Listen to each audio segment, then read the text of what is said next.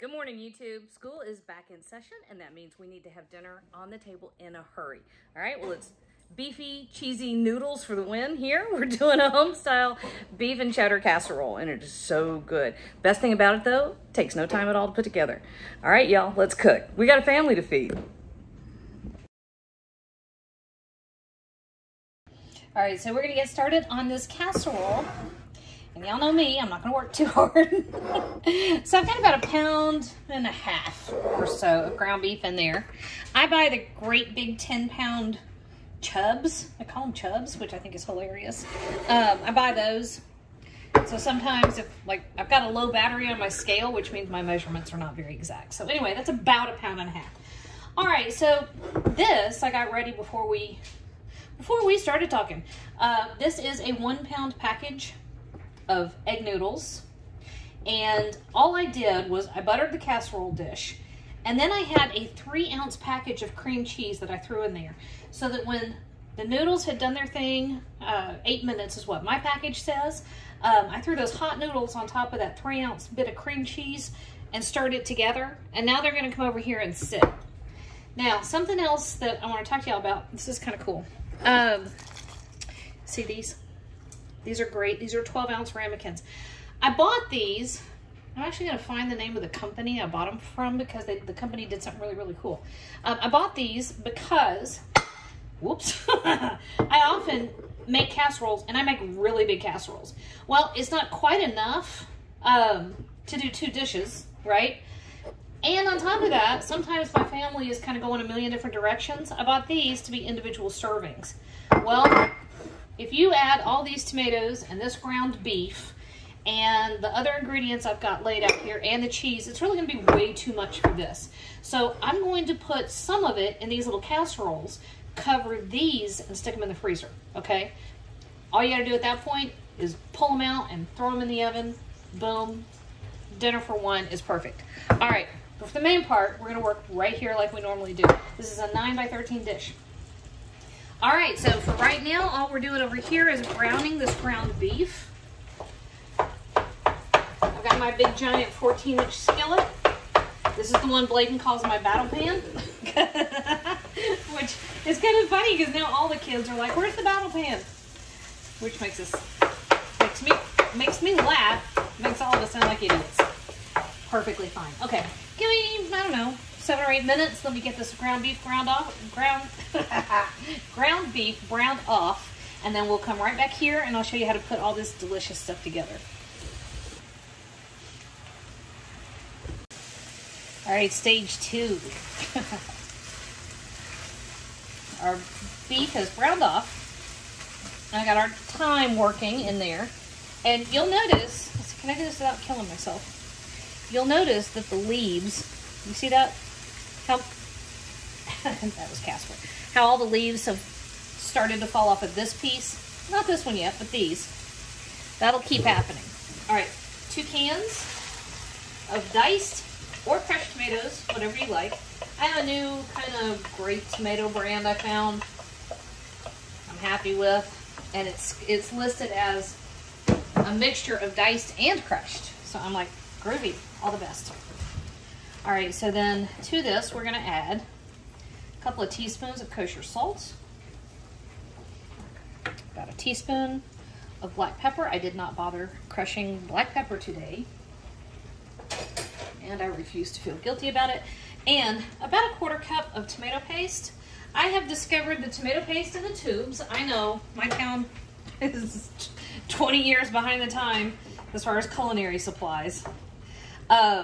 Several of them come with different herbs or spices added to them. So you can get them with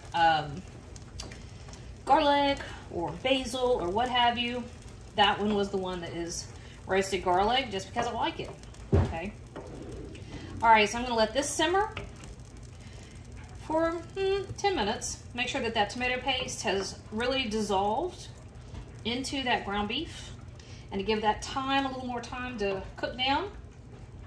And we'll be back again. Are we going? Yeah, okay, we're going.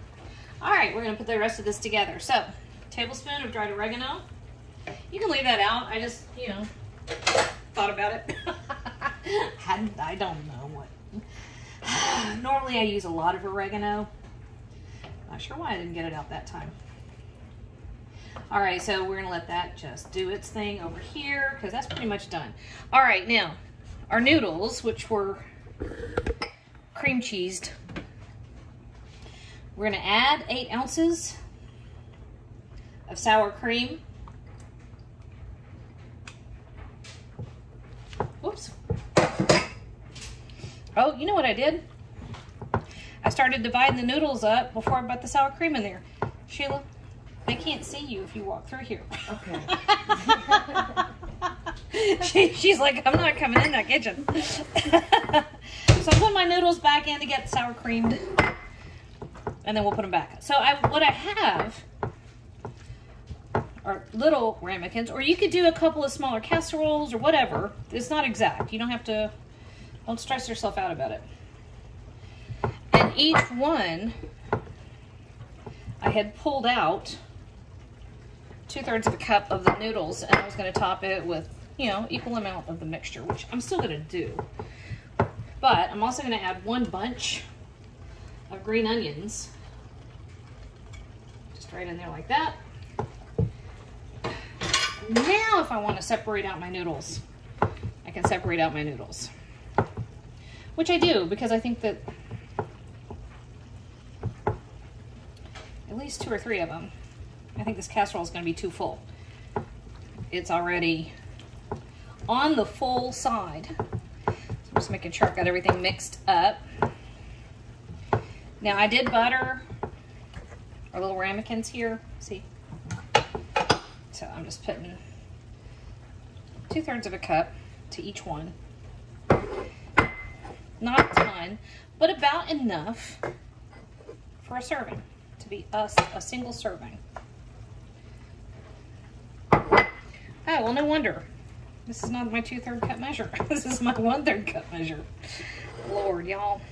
You ever had, you know, one of those days where just everything you touch probably should have just been started over? There we go. Perfect.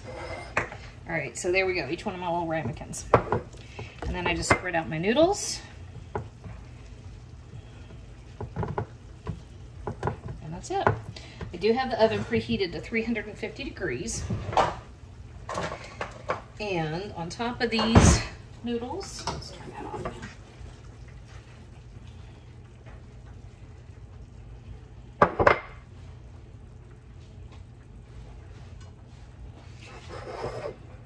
About 1/3 on our little individual ones.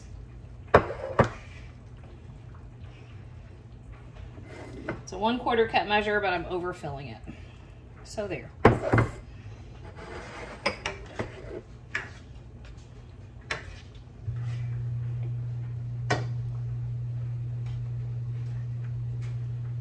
All right, and our main casserole dish, we're just going to put the rest of it right over the top. So let's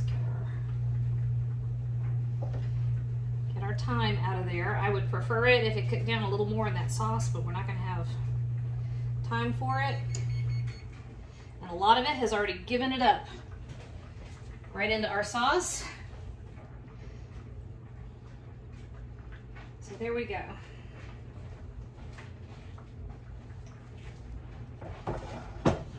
And right back over the top of our noodles. And yeah, I saw that. The last couple. Do like I did. Convince your kids that if they find fresh herbs like that, like the stem of fresh herbs that you didn't bother to remove or dice or chop up or whatever, convince them that they get to make a wish. Win! All right, 3 kinds of cheeses. We have cheddar, we have mozzarella, and we have Parmesan. So I'm just topping. Got about a cup of each kind of cheese. Like I said, if you've got a big enough casserole and you want to do one dish, have at it. It's fine with me. I'm not gonna fuss at you. But if you want to make a dish like this and you're only cooking for 1 or 2 people, and you want to divide it up, have at it. Okay. Now we're gonna put this. We're gonna cover this up with some aluminum foil. I almost said tin foil because apparently I'm from 1941. All right, so we're gonna cover this up with some aluminum foil, and they go right into a 350-degree oven. We're gonna bake it for about 30 minutes. And once we're baked for 30 minutes, we're gonna uncover it.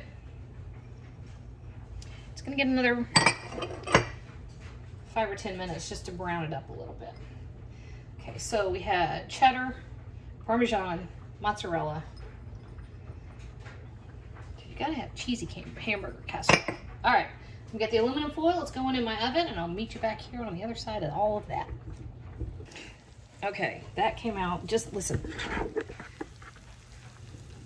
You can hear it. It came out just this second. And then look how cute that one is. It's a little baby.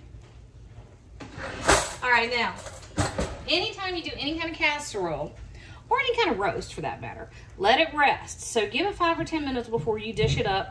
That just kind of helps everything come down in temperature just a bit and helps it kind of keep itself together.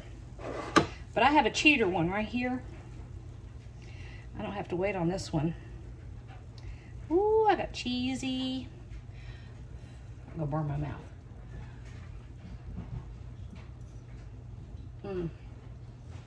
Oh, y'all. That right there. That's what comfort food is defined by. Cheesy, rich, hearty, beautiful. Shoo! And on top of noodles.